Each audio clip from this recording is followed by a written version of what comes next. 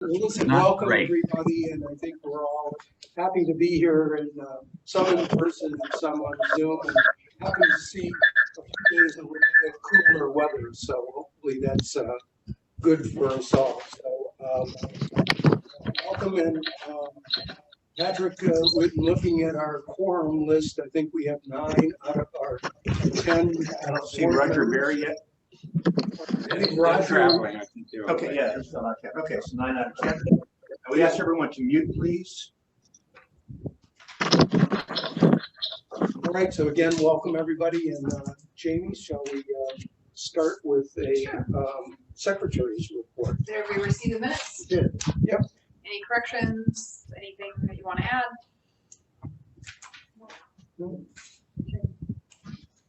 All right, consensus to adopt the minutes. Is that okay with everybody? Okay, all right, we have consensus on that. Clark, treasurer's report. Hope we're earning a lot of interest these days with treasury yields going up. Yeah, we're the Dsca crew of investment bankers is working 24 hours a day. Sable Palm's balance is $8,590.51. 8590.51. Okay, well, good. Any comments on that? All right. Listen, moving right along, I'm so pleased to have Heather Kasten be our guest today. Heather, as many of you will know, is the president of the Greater Sarasota Chamber of Commerce. I've gotten to know Heather a little bit over the last year or so, and introducing the Dsca. Heather is originally from Missouri, so it's kind of a show me kind of meeting, and we're thrilled to have her with us. She was, prior to being the president of the Greater Sarasota, she was one of those folks from Lakewood Ranch and lived out there, and more recently has moved into the city and into the Dsca neighborhood, where I believe she lives in Golden Point now with her 3 kids and husband. Not with the 3 kids.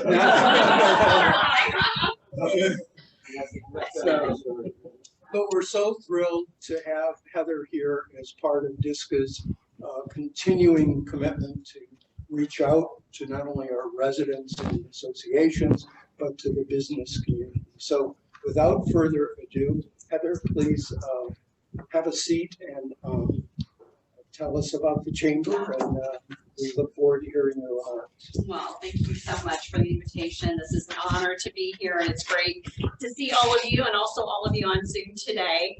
Thank you so much for the invitation to talk with all of you. And yeah, just to tag on to David's funny story, we raised 3 kiddos, and back in the fall of 2019, dropped our 3rd child off at Florida State.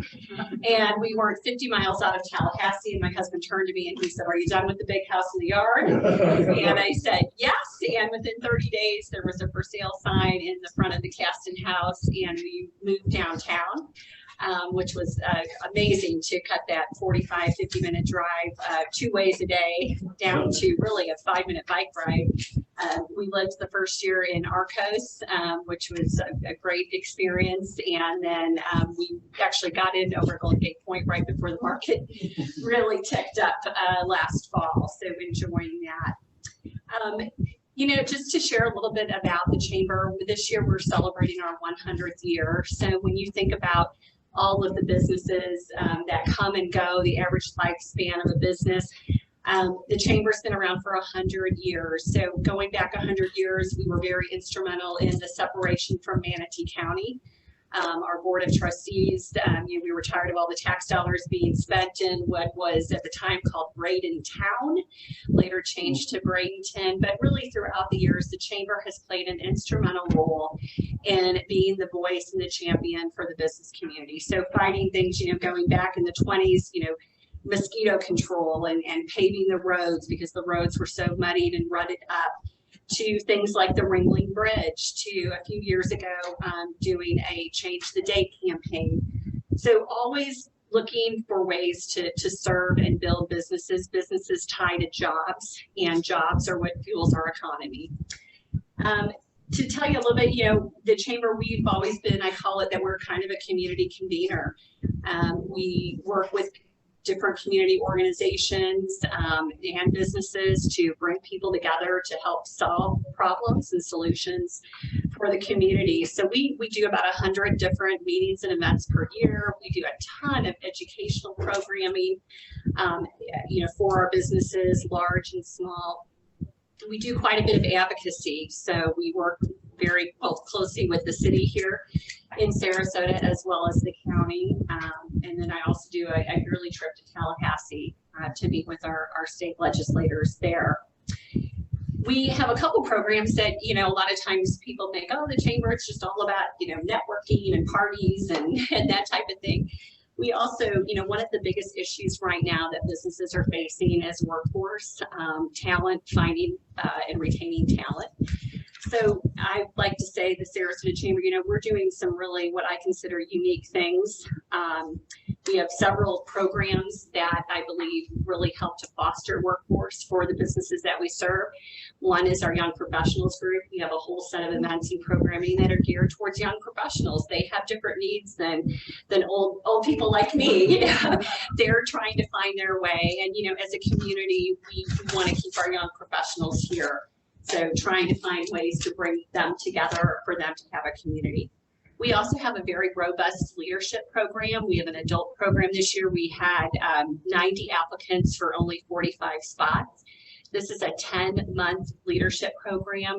It's a huge commitment in that it's 1 day a month where people commit to learning about our community. And for instance, one day will be manufacturing day where they will go out and they will tour PGT, they will tour Tervis.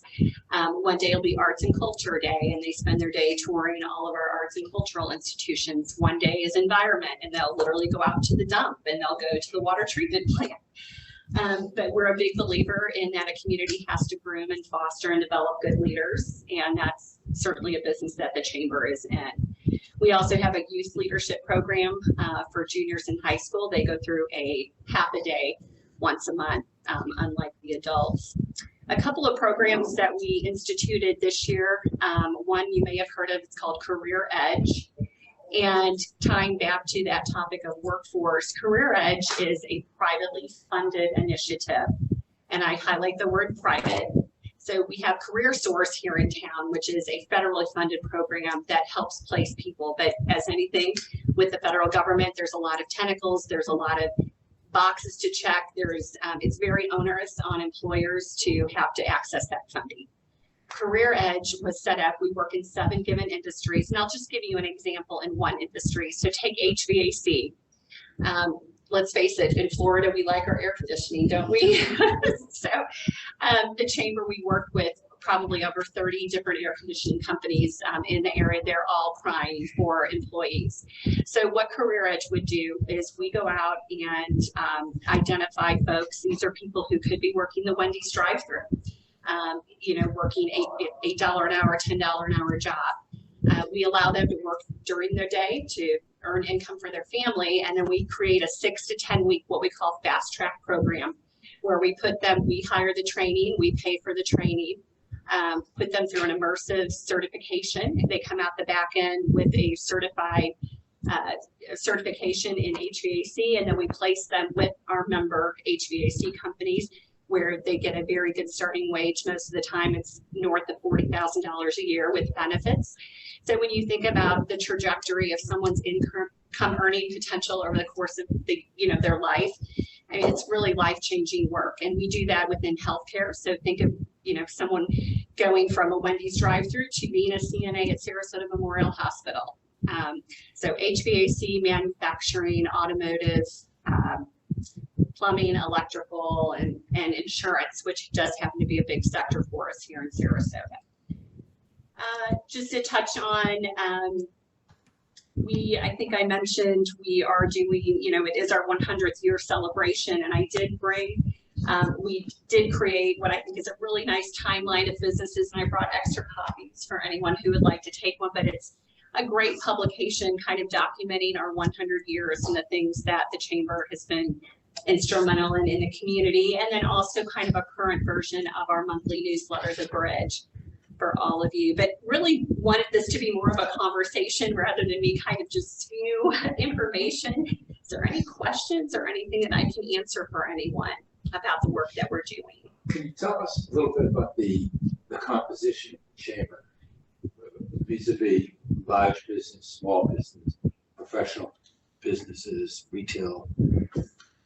We do have an industry breakdown, so it is what I consider just an incredibly diverse group of members that we have. So we have a small startup company, somebody trying to get a startup going out of their bedroom, all the way up to companies like PGT. Earlier today, I was on the phone with Coca-Cola, and you know, so it really does vary. We in this region, we're very heavy on what I would call, you know, the professional sector. So attorneys, accountants, insurance, a lot of business services, automotive. I mean, it really does run the gamut. And I would be remiss if I didn't mention, you know, the arts and cultural industry segment is a huge economic driver for this area, and they are all members of our organization, as well as we have quite a few nonprofits. You know, when you think of a nonprofit building their board, the chamber is a great place to look for donors, to look for board members, to look for sponsors. So we do have a very active nonprofit sector as well. Patrick? Well, Heather, we had talked once before about what the chamber's plans were around what used to be the city priorities council committee that had been there. Has there been any talk among your board about reviving that or anything like that? Yes, so we, as you guys know, or may or may not know, I've been back at the chamber 2.5 years. So from 2010 to 2014, I was there serving in the vice president capacity. I then was asked to go out to Lakewood Ranch and run that chamber for 5 years as their president. Just came back 2.5 years ago, and we were just starting to go down that path of revising, looking at our councils, looking at the groups that convene at the chamber, and then COVID hit, and we all know how much fun that's been. So that is something. We have a board retreat coming at the end of October where we're going to be looking at the councils. That is an important part. I guess my thing is we do have what's called a government issues council, and I noticed my friend Roger Berry isn't on the call today, but he is very active and engages in that meeting on a monthly basis as well. So certainly open to the idea of bringing that council back. I'm a big believer in you know, meeting to get things done and accomplished, not just meeting for the sake of meeting. And so I was, you know, is it the kind of thing where we might meet quarterly, or you know, what that would look like and what we would want to accomplish with that. I do personally meet with Marlon Brown and Patrick Robinson on I have a standing monthly meeting with them where I share, you know, issues of the business community. But certainly, I know David had mentioned that on a call as well, and certainly something that we'd be open to. Well, one of the things you had brought up as a major feature of the chamber is solving problems, and it was through what was, I don't remember what was City Priority Council, the name at the time, but probably around maybe 2015, 2016, the whole tree issue, tree mitigation, and there was efforts to try and revise the tree mitigation, which failed for various reasons. But what came out of that was the commission agreeing to form the tree advisory ad hoc committee. What drove some of the goals of that was the discussions where sitting at the table at the chamber were the developers, landscape architects, as well as the resident representatives, and discussing environmental impact and what can be done. And part of the key thing, the chamber's input was simplifying the process, Right. more flexibility, more known activities. And that kind of gets lost in today's dialogue, that there was a long tail of civic engagement, primarily, you know, through the chambers was one of those avenues, service centers at the time, and where the commission is struggling with issues today, downtown, et cetera. And we'll talk about that a little bit in terms of the city being viable versus just vibrant. So it's got to be vibrant and livable to be viable. And so how do we work together? So that maybe would be what else can we do, whether it's that same council or something else. Sure. Heather, you mentioned the importance of the arts, and we all now know in the last couple of weeks, the orchestra appears to have made a decision to move out of the city. One of the things on our agenda today is the formation of a Dsca art committee to become even more actively engaged, and specifically with the Performing Arts Center vision. Can you tell me any involvement the chamber has had in trying to foster interest and the importance of that from an economic standpoint? Sure.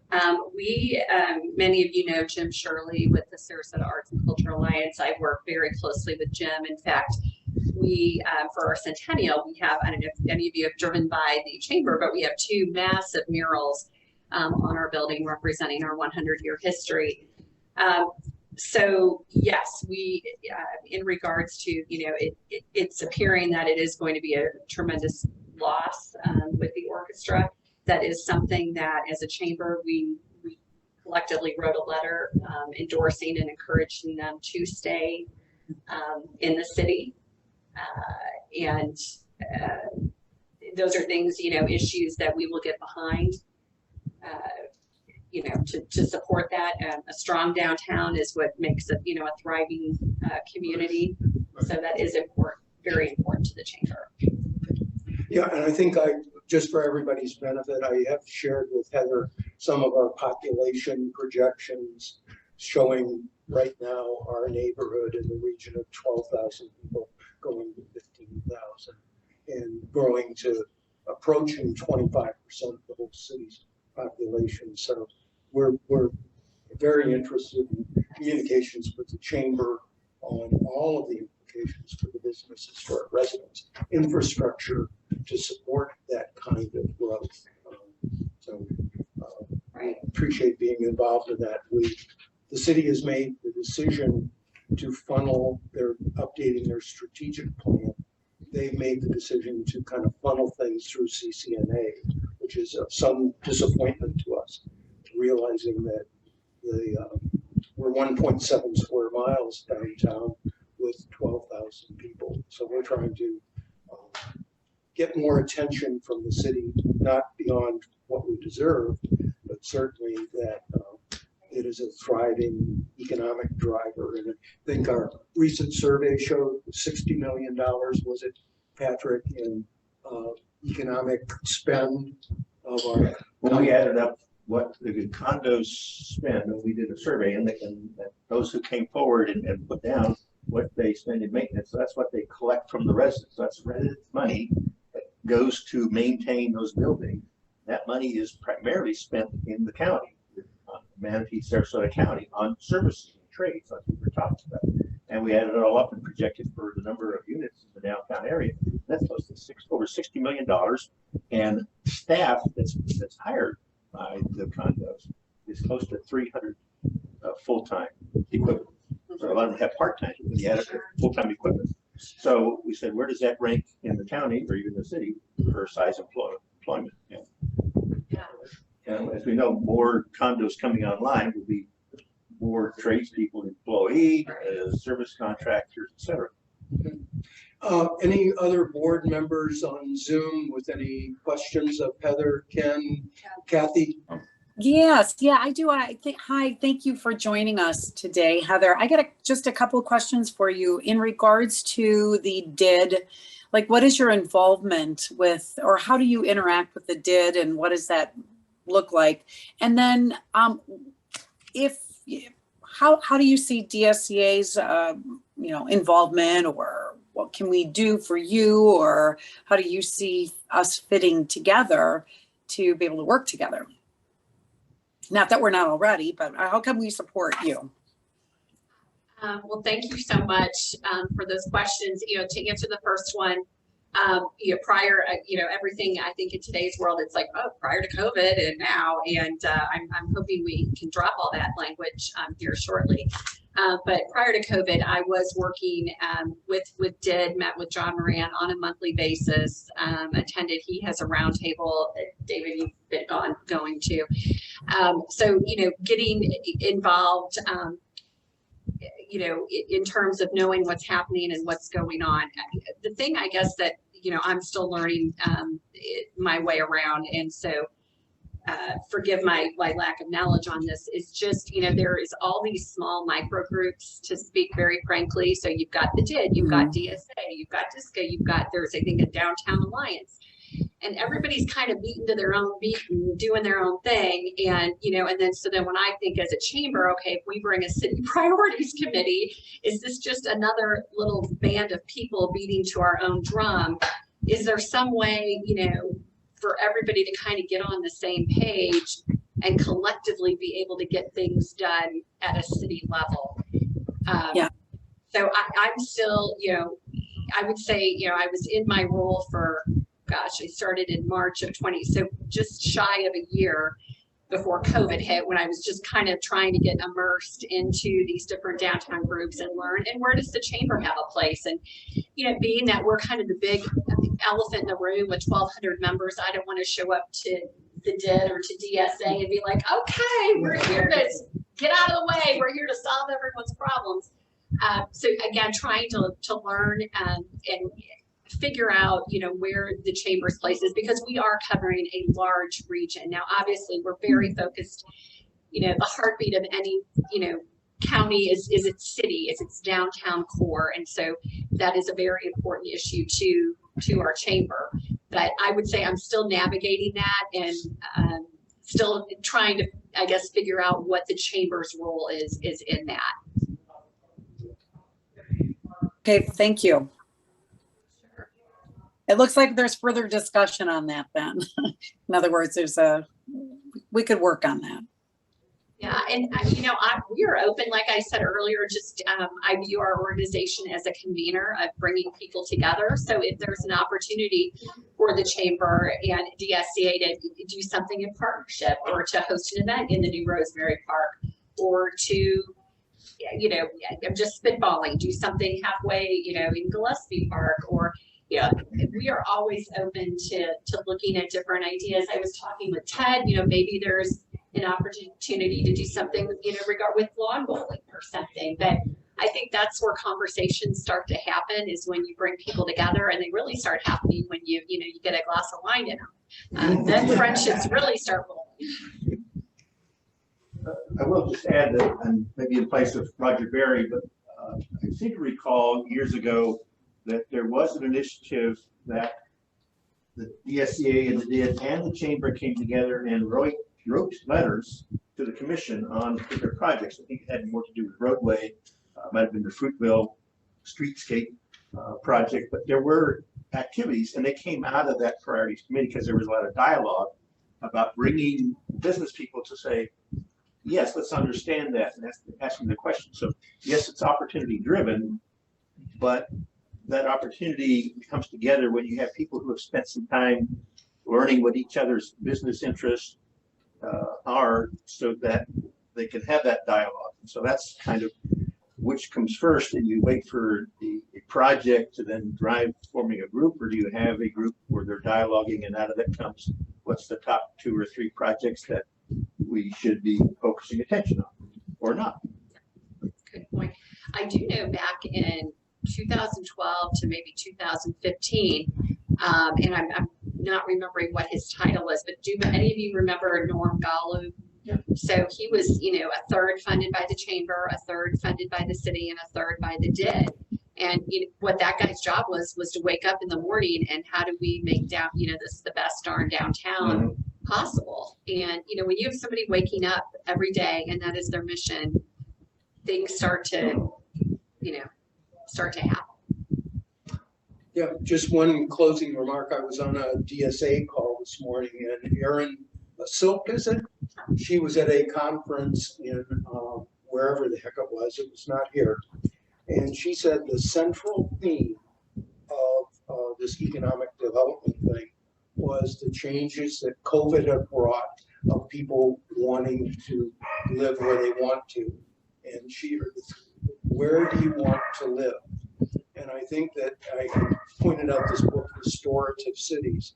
I would challenge us all to look at that differentiation and where do people want to be with the arts, the economy, walkable, approachable, inclusive, and all of that thing. I think we're strategically challenging ourselves to what are these changes in the mix, if you will, of Sarasota, and what are the strategic implications of how we want to invent ourselves or brand ourselves or whatever that kind of thing is. So we would really, I think, look forward to partnering with the chamber in any way we can to be a part of that better vision or enhanced vision, shall we say. Well, you can, what's the saying, you can be the, be part of the architect of change, or you can be the result of it. People don't like to hear this, but the fact is 800 people a day are moving to Florida. And just like all of us, probably most of us in this room are not from here. We'd all like to close the door and say, sorry, folks, we're closed, but that's just not the reality. When you look at Florida's economy, if Florida was a country, it would be the 15th largest economy in the world.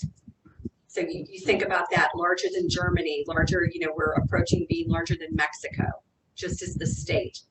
So that is not changing. And so we can either get out in front of it and create a community that works, knowing that people are gonna come here just like we wanted to come here, or we can be, just deal with the result of not being proactive and intentional about the community that we want to build. So. Well, listen, I think that's a great spot to leave it on. And again, we really appreciate you spending time with us. And you've got my number and others, and we want to do what we can to be part of the community and make it even better. Great. Well, I look forward for ways, that we can work together.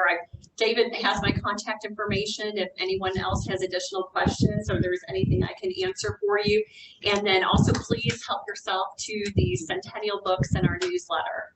Great. So thanks everyone. Have a great day. Okay. Thank you. Pleasure. Thank you. Okay. All right. Happy to have had Heather as our guest.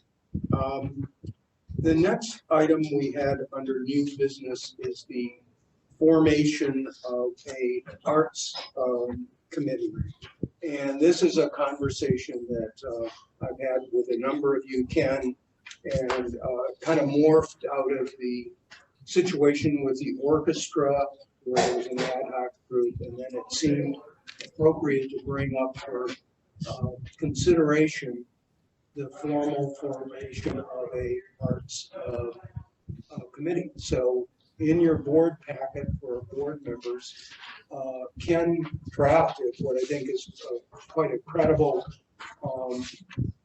starting point or beyond for this. And Ken, without me trying to do it, would you kind of talk us through what you've done here? Sure. Well, I think it's significant that Heather Kasten just mentioned that one of the largest industries in the city of Sarasota and the county of Sarasota is the arts industry. And I think that's probably why most of us came here. I know exactly why I came here, and it was because of the Ringling Art Museum. And so it's a little surprising that Dsca, which exists in an area where a lot of these organizations are concentrated, hasn't taken a more active role in interacting with that community. So David and I talked a couple of weeks ago about this idea, and I think it's a great idea. So I drafted this document that's in front of you. It has 4 major goals. These can be expanded as time goes on. There can be action items within each of those goals, but I think we can leave it up to the committee if this is adopted to flesh that out. But I might mention that we're already engaged in a number of activities with respect to the arts and cultural community in the city. I founded a diversity public art project for the Bayfront downtown. We've been working on it for a couple of years. I have a committee which has been able to get the city to give us a space in Bayfront Park. We had a competition amongst sculptors worldwide. We selected a sculptor from Tucson, Arizona, and he has created a design which we have presented to the Public Art Committee just a week ago. And the Public Art Committee unanimously recommended the City Commission accept the donation of this piece of public art. But it's a project that we could have been, as Dsca, involved in, including support. It was kind of a lonely battle to get to this point, if to tell the truth. Another issue is Dr. Mark Kaufman and the DID recently proposed a new arts festival for downtown. It would spill over outside of downtown, but there is a meeting on October 16th of a committee of people that Jeffrey Kinn, who is leading this effort, has put together to talk about how we do this. The goal is to have it in place in a couple of years. And I've been asked to advise on this project. David Luff and Roger Barry and I and Dr. Mark Kaufman had breakfast with Cheryl Mendelson, who's the CEO of the Van Wezel Foundation, a couple of weeks ago. And we talked about how we could help, that is, Dsca could help with the plans for a replacement Van Wezel Hall. And, you know, there's a proposal that there be 2 auditoriums in that building, one with 2,250 seats in it, and the other with 400 seats in it. So we were asked if we could help with a survey of arts organizations to see what the usefulness of that smaller theater could be. And so Cheryl Mendelson and I put together a 10-question survey, which I sent out to 40 arts organizations in the county. And I've gotten back in just the last week 12 responses to that survey already. And so that's another project that we can be involved in. The city of Sarasota has a new person assigned to public art. Her name is Mary Davis Wallace. And she made a presentation to CCNA last Saturday about a public art master plan. Well, the surprise to me is that we didn't know anything about it until I talked to Mary Davis recently, well, when I was at the Public Art Committee for the Diversity Project.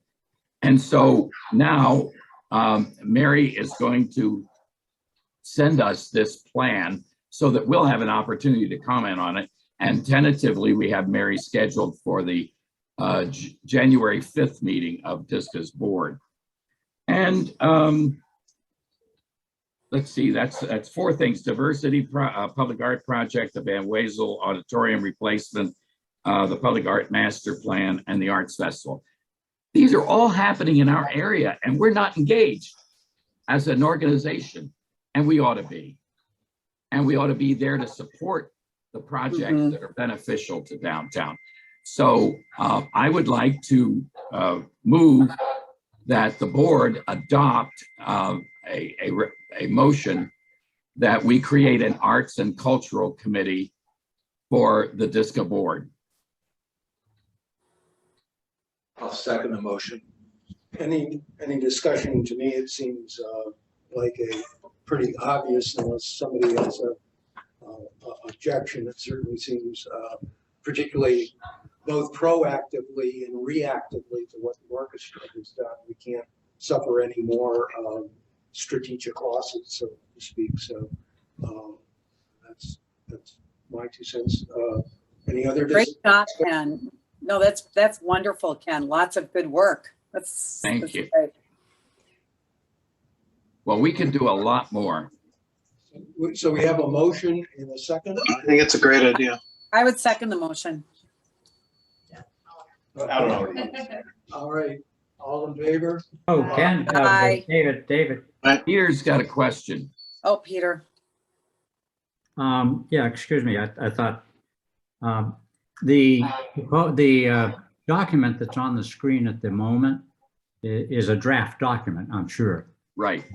And the only thing I'd like to see included, sometimes when one organization steps into the field of other organizations, there's always a little bit of suspicion as to why they are doing that. And I think it would be helpful if we added one other phrase. It doesn't necessarily have to be a goal, but it could be.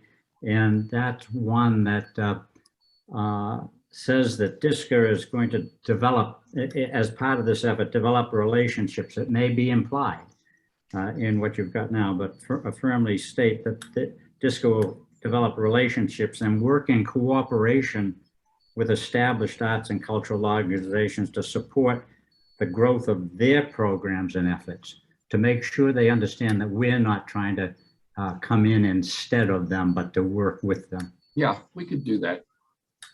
I think Peter makes a very good point. Heather alluded to it. We have a dozen or more organizations all trying to accomplish hopefully the same goal, but somehow it never quite gels together. So I think something talking about this committee and Dsca working collaboratively with others, it would be a good addition to the scope of the committee. Would it make sense, this is a question and recommendation, to, form the committee, challenge the initial members of the committee to come back next month with a refined document of this to reflect some of Peter's comments, and kind of a launch at that time, Patrick? Yeah, that's pretty much how we formed the last committee. Is that right? In other words, I would take, Ken's motion was that we form a committee. Right. Not that we adopt this charter, scope, et cetera here. And so I think that's absolutely appropriate that we vote here today simply to form the committee. And then as president, you could charge that committee to come back in a month with a revised scope and goals, much like what we're doing with our other committees. So there's another ongoing process to incorporate. Would it be further okay to ask if there are other board members who are interested in participating on this David, committee? I indicated to you, we got a copy the other day. If Ken will have me, Yeah. I want to volunteer. Is that Alan? Yes. Okay. Roger Barry has also volunteered. And are you on that, David? Or not? I am not. Okay. I would be glad to serve on that also. Well, could we then agree that those be the founding members and subject to, outreach to others who might wish to participate, but that'll get the ball in play. Is everybody okay with that? Sure. Was there anyone else in Anybody else on the board? on board that would be interested? Okay. So Ken, Roger, Alan, Patrick. Got it. Everybody? Sounds like a good group.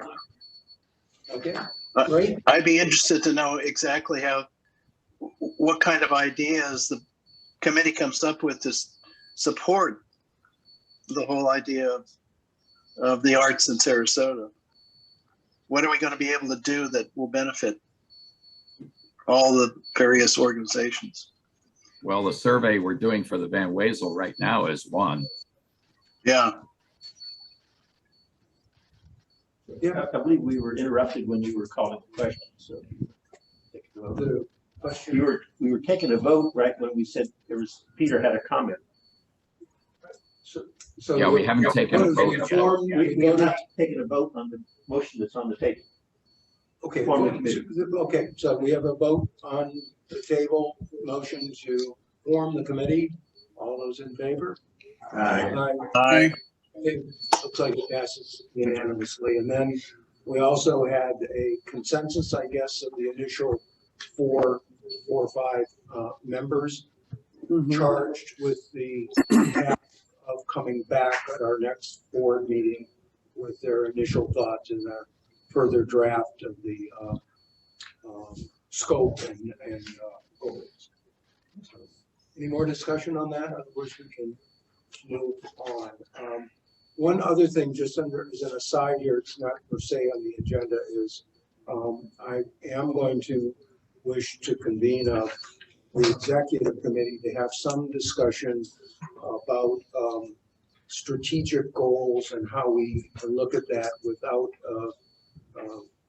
Ken drafted a why Dsca matters, and would like to convene a group to flush that out and see what we do with that. So I'll own that to reach out to a couple of you and try and get some further thoughts as a specific agenda item next month.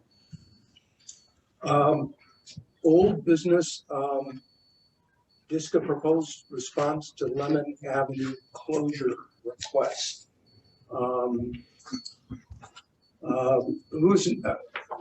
Patrick, are you the most between you and Kathy are probably the most knowledgeable about the Lemon status and the rejection, the recent rejection of the application? Well, what I was responding to was, yes, Dsca did the official notice, as did the residents of the Mark, back when the application for closing Lemon Avenue was put forward to the city by the Gator Club. Subsequent to that, towards the end of September, there was an email from the city attorney saying that that won't fly, and recommended to the commission or to the events people that you can't classify that as a special event. They would have to be handled in a different way. But I didn't get the update for how the commission handled it this week. Was there, Kathy, did you want to take? Well, it was denied. Their request was denied. But wasn't there also discussion about the Fresh Friday process, trying that out? Something, there was an announcement from the city, I thought. Yes, and that is from the latest that I heard is that is going to be taking place on Lemon. But from listening to the did yesterday, the recommendation was that it was not going to be just held in one spot. It was going to be spread out over the city. 1 month it's held here, the next month it'll be there. This is going to be like their pilot program. So it will be a one-time special event for the first Fresh Friday, which I believe is going to be happening in the 1st of November. But the Brewster, that was good. Yeah, I listened in on part of that, Kathy, and the idea of this, instead of first, it was fresh because it was refreshed. Yes. To keep it fresh. That is correct, yes. And that the DID has entered into a contract with a firm to manage this, $140,000 a year contract, if I'm not mistaken. And I forget the gentleman's name, but it's a local firm. He did present at commission meeting a couple nights ago. It's all a blur, but he was there, and I think they're moving it.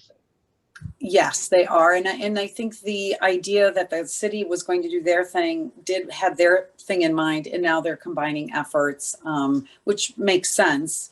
And the gentleman that is doing the marketing for that is also the one who has done the St. Armand's. They've kind of branded it and working on it. I don't know what day of the week it is or what time of month it is, but he's a local guy, and he actually lives in right down there. His office is in downtown, which is good. And we know, I mean, it's no secret that residents of the Mark were the most concerned about this, as that given pause, at least, that even though there is a broader issue of street closures, in the future, but for the moment, there's no, break glass here, So. Yeah, I don't know how it works in other, I don't know what it is, but what I will say this at the Mark, we had to I met with Marlon Brown privately last year, I think it was, because of some things going on in downtown. And what they were doing is they were sending the permit or the request that just came to the mark as one entity. And we asked to have it sent to all the residents that were affected within 500 feet. So now we have been a part of the cigar, discussion, the tomb, we were part of that discussion, and also this discussion as well. Okay, any further other discussion on that? As far as a city update, Kathy, other items of that Yeah. you had?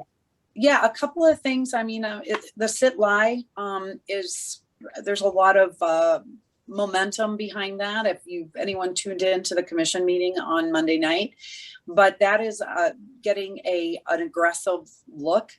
And they brought all the key players to the table to have that discussion. So I think we're going to see some, and probably immediately, I mean, I'm not in Sarasota now, but we should have been seeing some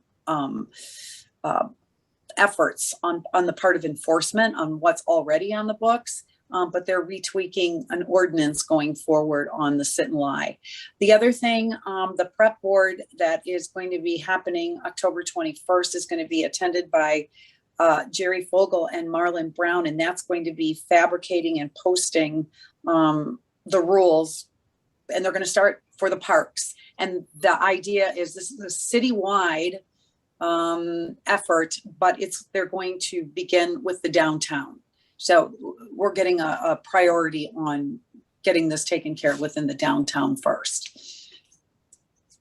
So those are my two majors. The two major things. I can just add to the sit and lie matter. I was in chambers when that was discussed, and it seemed like there were a couple elements of this that were important. As Bob Fournier is going to meet with the police to kind of try and clarify the current ordinance, because there seemed to be some hesitancy on certain officers for what the policy is and what could get them in an internal review kind of matter. So one, there seemed to be an urgency to get the police chief and Mr. Fournier together to kind of clarify some things. There also seemed to be a general feeling to come back in a couple months with this new sit and lie ordinance that would dovetail with the current ordinance and hopefully give another tool in the toolbox for the officers to use.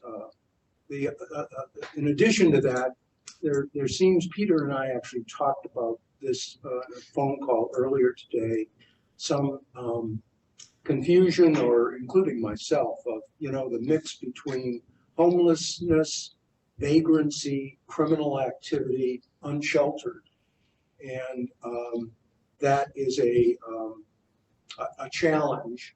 And Peter, I know you've worked at this a long time. If you want to chime in here, because I don't have the experience you have. The only thing I'd like to say, and I wasn't at the chambers, but I did read the entire transcript of the hour and 20-minute discussion.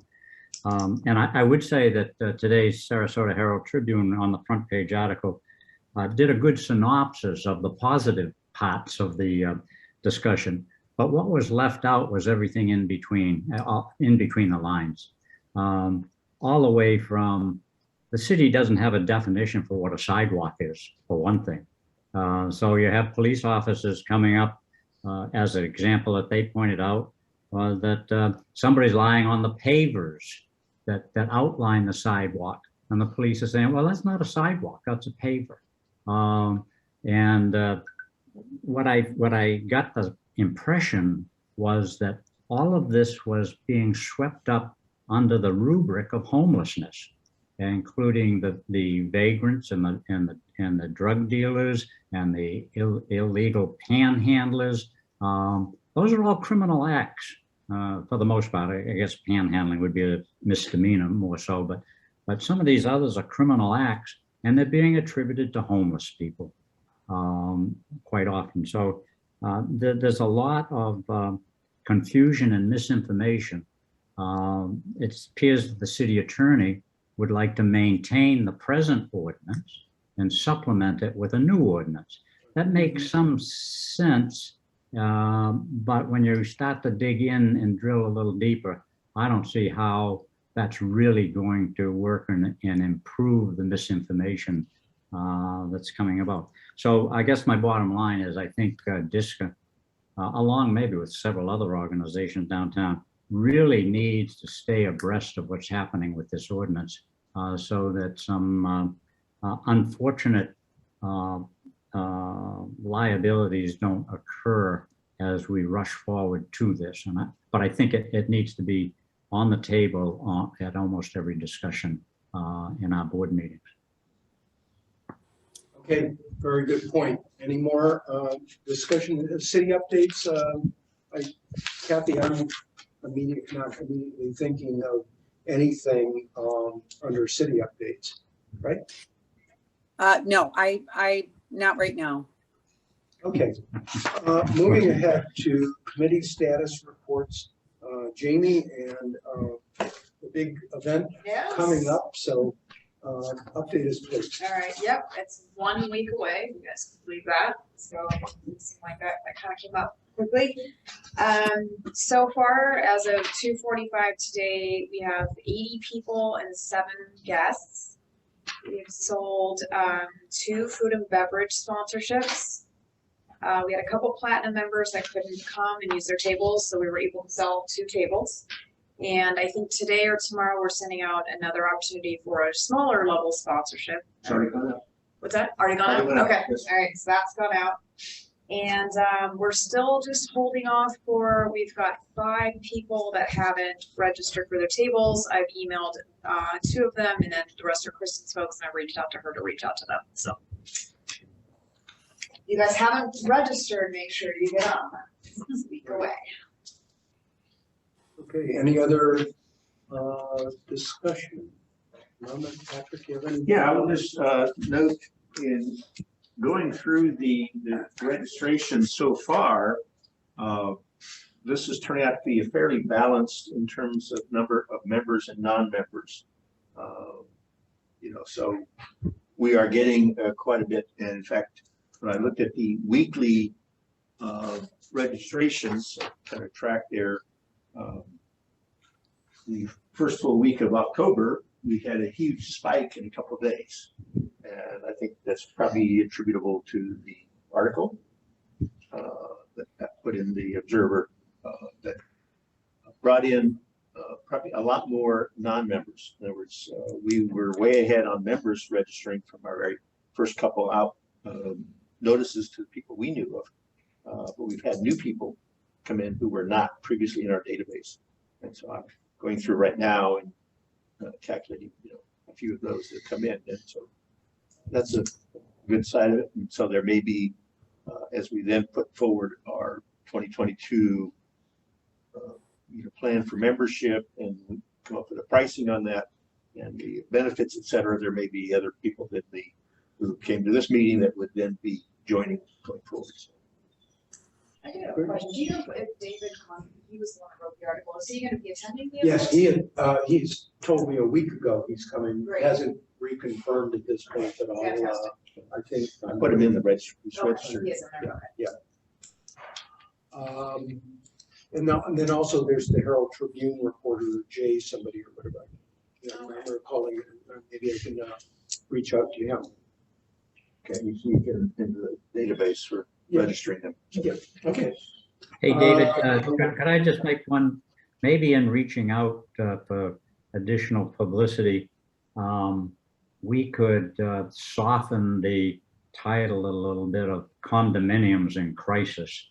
I've heard from at least one president of an association who felt that was a little bit of hyperbole and maybe sending the wrong message about condominiums in the city. There probably are no real crises at the moment with the condominiums, and I don't know if, as we it may be the title of the workshop, that maybe we could soften it a little bit in some way going forward, so that we don't send the message that Dsca thinks the condominiums are in crisis.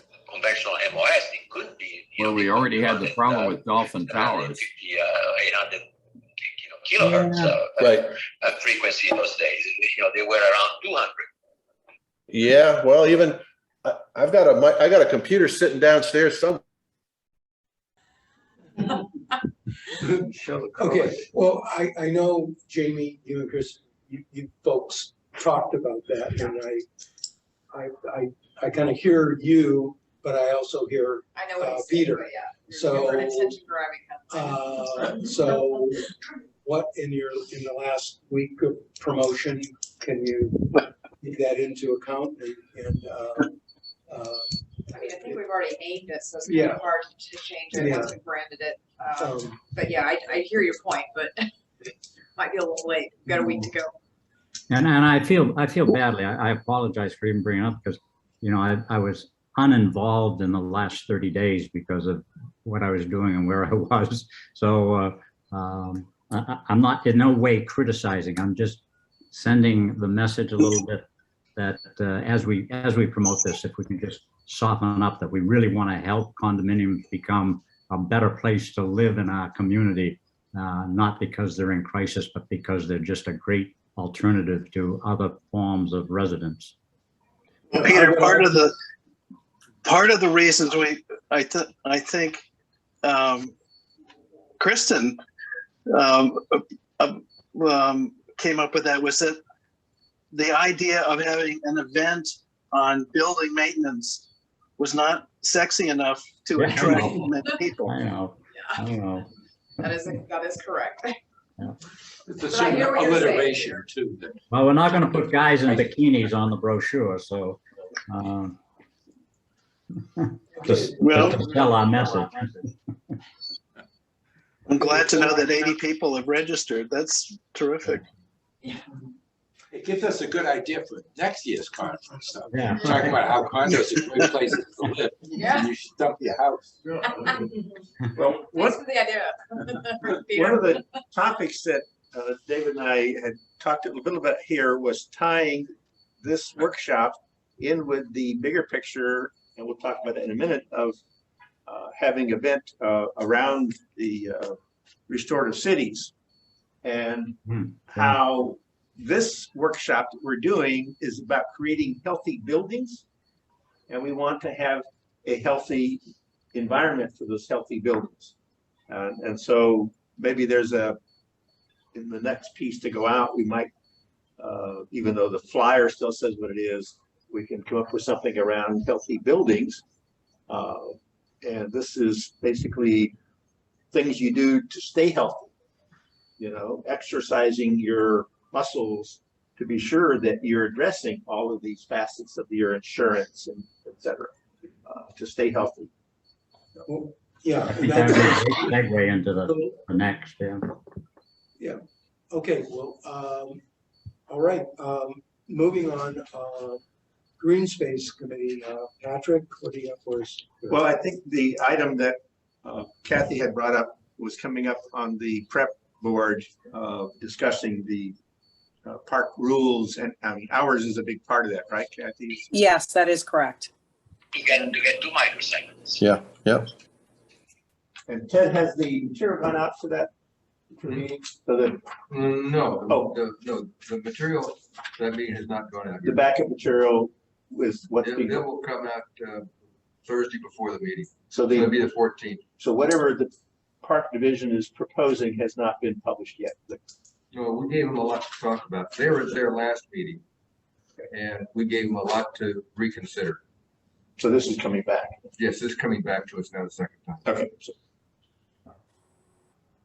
And the meeting will be next Thursday, is it? No, it'll be the third Thursday, which is the 21st, I believe. That is correct. Okay, 21st. Thank you. All right, so that's the item that they're concerned about, to track that on the prep meeting on the 21st. Okay. And then moving on homeless, I think we kind of talked about that, Peter? Is there anything Yes, more to say? I think we can move on from there. Yes. Okay. Health and safety, I've been reporting on the COVID numbers. I think included in your backup material was information from a week ago today.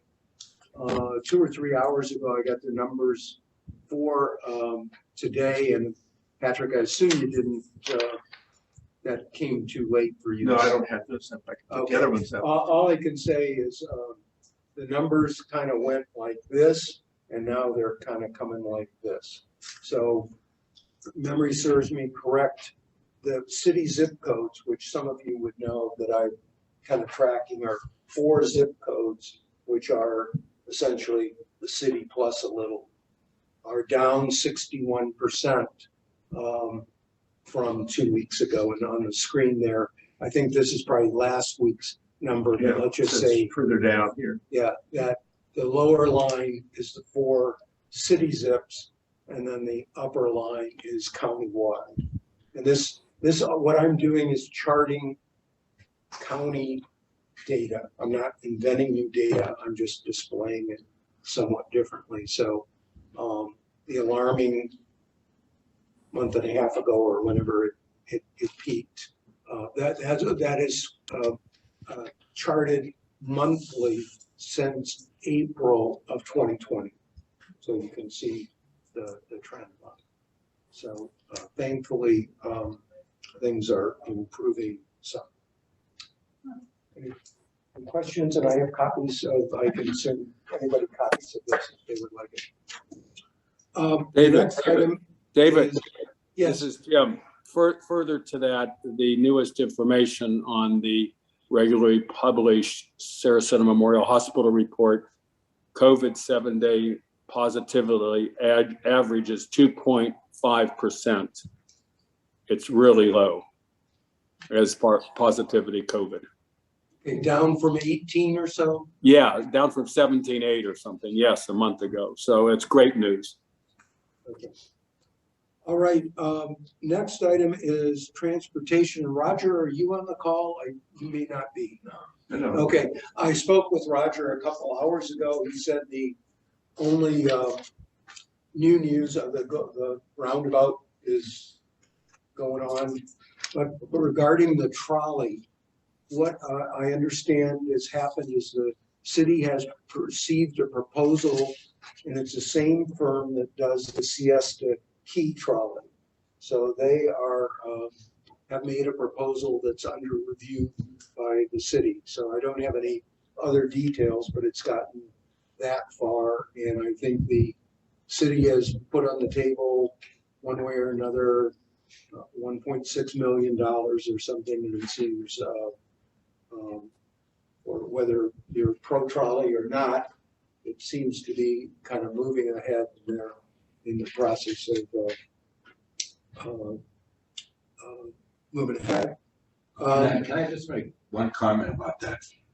In Roger's report, he indicated that the State Department of Transportation is considering permitting the trolley to use the bike lane crossing the bridge. And I wrote Roger an email, really somewhat exercised over this, and said I would hate, because I do it frequently, I ride my bike over there, over the bridge, and I would hate for a trolley to come creeping up my rear end. Where do I go? I can't pull out to the lane of traffic. So to the extent that we are not doing something vis-a-vis this, I would really, really urge that the Department of Transportation not approve that idea. Let the trolley ride in the regular lanes. Worst it happens, they're a minute late to reach their next stop. But to ride in the bike lane, Roger says it's happening elsewhere, but I really don't buy it. Okay. Roger, Alan, leading into the EV. Yeah, just a couple of things. I got an email from Tampa Electric in a press release. I know they're not our electric supplier, which is sort of unfortunate because they have officially now started a pilot program where they're supplying at no charge, no pun intended, equipment to businesses, including multi-unit dwellings. A limited number of them, but nonetheless, they're doing it. They'll maintain them for 4 years. It'll be at their expense. They're giving an inducement to people to take advantage of the program. They require only that you pay for the electricity itself at the regular residential rate. So the last time I talked to a representative at our utility, they weren't the least bit interested in FPL in pursuing this. And they just apparently failed to see the profit potential of getting thousands of cars on the road charging, using their electricity. But for whatever reason, Tampa Electric is way ahead of them on the curve. The only other thing I have to report is Kanaya, if I'm pronouncing that right. You are. Good. I've been in communication with Lee Bushler, if I'm pronouncing that right. No, Close, even? close, yes. Close enough. They are very far advanced looking at EVs, charging stations, and they've done really a fantastic job of laying out what the issues are. They have a presentation to all their residents showing what has to be done, explain what EVs are. Lee has promised to share that with me, and in fact did. And I think it might be worth so much information, but it might be worth a few minutes at some subsequent meeting to show that presentation. It's got another presentation it's doing once they prove a vendor, they're down to 2 vendors. And I told them maybe that would be the better time, because the other is just filled with information about what to look for. What is it? It's really quite impressive. It really is. So I said to Lee that perhaps some future meeting, not just future, either I can get him to speak or at least show the presentation. Okay, great. Yes. Hi, Jeff. Alan? Yes. Tampa Electric has just gotten the gas rights for the city of Sarasota to distribute gas. Really? Through a subsidiary of theirs called Tico? Tico. Yeah. That's Tampa. It's part of their electric company. And they're got the gas distribution system in the city of Sarasota. I don't know if there's anything that can be played on. Yeah, maybe there's some leverage somehow, somewhere. I mean, it's something to play with. Okay, good. Thank you. All right, moving on, zoning committee, Drew, Pat? Yes, Alan, just to give you a quick update, Condo on the Bay, 300 units, just added 4 open charging stations, 2 on the top garage of each tower. And current rules are you sign up for it, but it's open and you pay a fee per quarter per year. And so they're non-network. As a user, not everyone does. Right, this is a user, but it's non-networked. They were through Nova. Chris Sherrick is a representative for Nova charging. And the units themselves were under 1,000, and then you just pay for the electrical wiring to, wire from a breaker's out location there. But we made a decision that instead of going with the extra expense of network and so forth, it's just going to be an amenity, and to sign up and use it, and kind of an honor system. So are these in dedicated spaces, or are they in your own space? No, dedicated space. Dedicated, right? On the open areas, not where so you have to move your car up, charge it, and then move it back. Yeah. Great. Good. That is a question. Are they fully operational at Condo on the Bay? They have all the equipment in? The one I've been using is. They haven't been stopped somewhere. The reason she's asking is the Alinari. We've had. I mean, it looks like a Potemkin village. We have these things, and there's no electricity. There's no nothing, and the supplier keeps telling us that it's a supply chain question, which I suppose is true. It's in his interest to get the job done, so he wouldn't lie. But it is, Yeah, it's been 6 months at least. Oh, at least, they're going through Juice Box, and when you mentioned that kind of on the base going through Nova, I mean, because I don't think it matters whose equipment they use. This is Nova equipment. These are boxes made by Nova. So That's why they're less if Nova expensive. has equipment and there's not, an equipment backlog as Juice Box has, then I don't see any reason why we wouldn't want to explore. Yeah, Nova is based out of Tampa.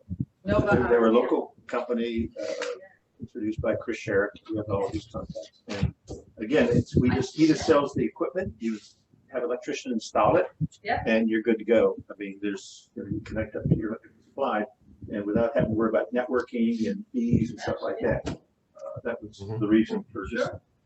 Yeah, because I don't believe that. It's always good to have a board member. All right. Okay, moving along, zoning code committee. Drew, do you have anything for us? Yes, thank you, David, and thanks to the board. It's good to see you all. This is more, not so much zoning, but rezoning. I think we all might be aware that the county is moving its headquarters and it's selling its building at Pine and Ringling. It's right across from the post office. It's a total of 5 acres. The suitor looks to be like it's going to be Benderson Development. The property right now is zoned as governmental. Interesting, just 2 blocks to the southwest is that beautiful 17-story Kanaya condominium. And there are 2 vacant blocks between them. Also, the Williams Parker building and all their grounds have been sold. I'm looking at some very exciting development, but it's going to require rezoning from governmental and commercial to residential. But I think that we can keep an eye on this over the next few years and get an indication of how Sarasota will be growing. I think it'd be absolutely fantastic if we get a whole bunch of new condominiums there, which also on a positive note means more members for the Downtown Sarasota Condominium Association. So that's what I'd like to say. Just also in regard to EV charging, I live at Bay Plaza. We have 3 units, probably similar to what Patrick has. They're on the roof. You put the valets, take your car up there and they charge and they bring it back down and put it in your assigned space. Thanks, David. Okay, and thank you. Bay Park Conservancy, Bob. Yes, well, everyone saw in the package, David's great notes from the meeting for the community neighborhood outreach. There are a couple of things I'd like to point out. Tomorrow from 4:30 to 6, we're going to have a community information session over at the municipal auditorium. And you'll hear all about the updates for phase 1 and a lot of the exciting things that are happening in the other parts of that 53-acre lot. The other thing is the Bay Park has started Friends of the Bay. You can go onto their website, thebaysarasota.org, contribute $25 or as much as you'd like. And they do this fundraising every year to get the community involved. And that's really all I have.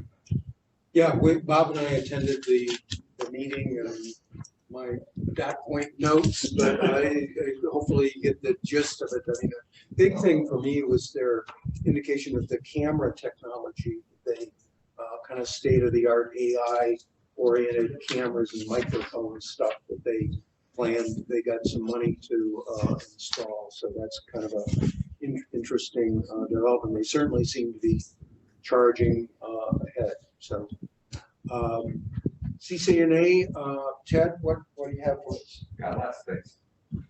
We had our meeting last Saturday. By the note that they gave us there, the trolley got $500,000 for their startup. I don't know if that's right or wrong. Also, the Parks District is no longer. There is no longer a Parks District. Now just in the general budget, which is upsetting. We had a speaker called Lynn Tipton, who is an expert on city charters. I would strongly recommend to the board here that they get Lynn or somebody like her to come in and talk about all the different forms of government that the city charter could look at, since we are having a charter review that's coming right up. Second of all, we did have Mary Davis Wallace there who talked about the public art master plan. It was a very good presentation on that. I guess we're having that in January, David. Yes, I have had discussions and with her to be our guest speaker in January. It's a good PowerPoint presentation. Lastly, the Click and Fix program is evidently being very widely used. And I guess, Patrick, you dinged them about the construction parking problem at the Quay, and it was resolved relatively quickly. No. It wasn't resolved? No, nothing's been resolved. Oh. No, the city, that's a whole separate topic. But, okay, but anyway. Click to Fix as a app, we strongly urge residents to download the Click to Fix app. When you're out walking around, you see something that needs to be fixed, take a photo, then the location, submit it. That gets tracked. Initially, they were closing it out when they submitted it to a third party or another department. Now they're keeping it open until the issue is actually resolved by the. I sent them an issue on Mound at Orange. There were some traffic sticks there to prohibit people from driving straight through that intersection to Palm. And within 2 or 3 days, Pat had it resolved through FDOT, had to do it because Mound is 41 at that point. That's what, of course, I've got the Lawn Bowling Club's having their open house on the 27th with bowling with the Beatles. So all of you are welcome to come down to it. I think it's from 6 to 8. That's it. Thanks. Okay, Rosemary District Association. You will know about the survey that we have underway, or I hope I've got postcards, the survey of what people want in our quarter-acre park. And I'm happy to say that we have had over 600 respondents to our survey so far. The word is really getting out. We're being very active on social media. Jan Thorberg at the city has been helpful. And tomorrow, as part of our outreach, I'm hosting an open table at McCowan. So we're going to McCowan, setting up in their parking lot. They've been public. Jefferson Center, we've engaged with them and got responses. So we're doing electronic and paper, and our goal is 1,000. I don't know if we'll get to 1,000 in the next few days, but we're sure trying. As far as Boulevard of the Arts and 10th streetscape efforts, I think people would know that those are in the budget for planning this year. I talked to Nick Patel, the chief engineer of the city yesterday. They are proceeding with their initial survey work, and their intent is, and some of you need to help me with this, of having 30% plans in the coming 6 months. And I am told, if I understand what that means in engineering speak, is once you get to the 30% plans, you can somewhat more quickly get to your detailed plans, the blueprints, so to speak. So it seems like there's a commitment from the city to kind of proceed with that. We're lobbying for funding sources a year from now to build the thing. We have some petty tax money earmarked in the budget. We're looking for some multimodal fee money, and I won't bore you with the details, but let's just say both on the park side and the streetscape side and the Rosemary things are proceeding. We are also having a community meeting on the 20th, if it's going to be Zoom exclusive, if some of you folks would like to come. So that's what I've got on the Rosemary, I think. And Jamie, turning it over to you, because I know Chris is not with us this evening. No, Chris is not here, but she did give me some information on some of her people that she wanted me to talk about tonight. We have some information. As you guys know, Manual Core Marketing Solutions, it's run by Kristen. She represents a bunch of different companies, and one of them is CBIZ. They're currently in Tallahassee working with lawmakers to help with the rising cost of insurance for our association. So if you guys need a complimentary risk analysis, please call CBIZ. Forge Engineering has merged with, correct me if I don't know, Socotec. Okay, anyway, and we'll be able to offer even more services than before, including being the only company with a local geotechnical lab. In addition to 24-hour plumbing services and pipelining, Professional Plumbing and Design has a kitchen and bathroom remodeling division. So if you're interested in that, give them a call. And remember, if you are a condo member of the Dsca, Brightway Emergency Services will place you in the emergency response program at no charge. So just call or email them to set that up. And I think that's all the platinum members. I know, Brandon, oh, I'm sorry. That's okay. We have one more platinum member, and I know Brandon. Yeah, I'm Donna McComb with Kasten Bank. You guys know Rita's usually here, but she was tied up with some other stuff with family. So I get to come and have been here a few times. I also did the webinar with everybody when we did that stuff about the insurance and about the different options to do for lending. So you guys know about Kasten Bank and all the services that we provide. But the biggest thing that we do know, and we have 47 years of history in this service. Lester and I have over almost the same amount of time in lending to condominium associations, HOAs, and timeshares, whatever. But you guys are putting on a tremendous program in a few weeks that's talking, I know we don't like the name of it, but you've all heard about all the stuff that's going on. And so one of the things that is available for the associations who want to be able to touch and fix the concrete or whatever needs to be done to help minimize your risk, and you don't want to increase the dues or do the risk, increase reserves or special assess, it's the loan options. And so we have all kinds of options. We're happy to talk about those. As well as insurance premium financing, because those are also starting budgets being done. So you're going to need to be insurance as crazy as we heard in the last thing. But so as well as providing all the normal services, we do have a lot of knowledge and education in the lending process. So if you need anything, let us know. Thank you. Yeah. And then we have one more gold member, and that's Sir Pro Brandon Rosemary. Hi, I'm Brandon. Hi. Mr. Pro, I just kind of wanted to say that a lot of people are starting to come back into town for the season. We've had a huge uptick in mold. People come back and they're like, oh, my AC was not set properly and the place is full of mold. So we have a full team of licensed certified mold remediators who are one of the largest vendors in the entire nation right now. So we have a lot of experience, a lot of resources that we need. So if you see anything that looks kind of like mold, give us a call. We come out, inspection, no charge, nothing like that. So we'll give you our honest opinion. If we don't think you need the work, we'll tell you, hey, we don't think you need it. If you do, we're here to help. Thanks. Is that it? I believe so, unless anybody's. Okay. I don't think anybody's. All right. Are there any comments from member representatives? I see Mark Grant's on the call. Other folks out there, if you have any comments or questions. Okay. Then I guess just to confirm, our next meeting is November 3rd, same time, same place. Cheryl Mendelson, who was mentioned earlier today, is the CEO of the Van Wezel Foundation, is our guest speaker. And I indicated Vice Mayor Aurora has now confirmed he would be our guest speaker on December 1st.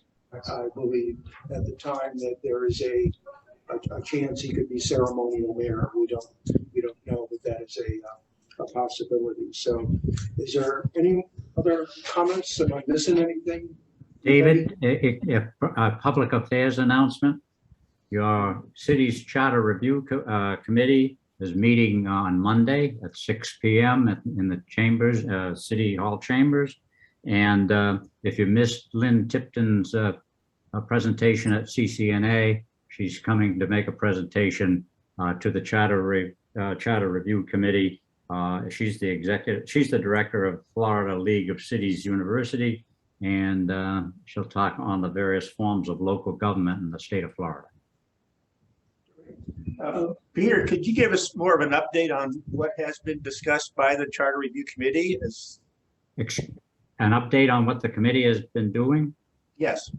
It's all on the city website, but basically the committee has been going over line by line the present city charter and making recommendations as to whether to preserve the present language or modify the language to something else that will be recommended to the city commission, who will discuss and approve or reject the recommendations of the Charter Review Committee for ballot consideration in the next election.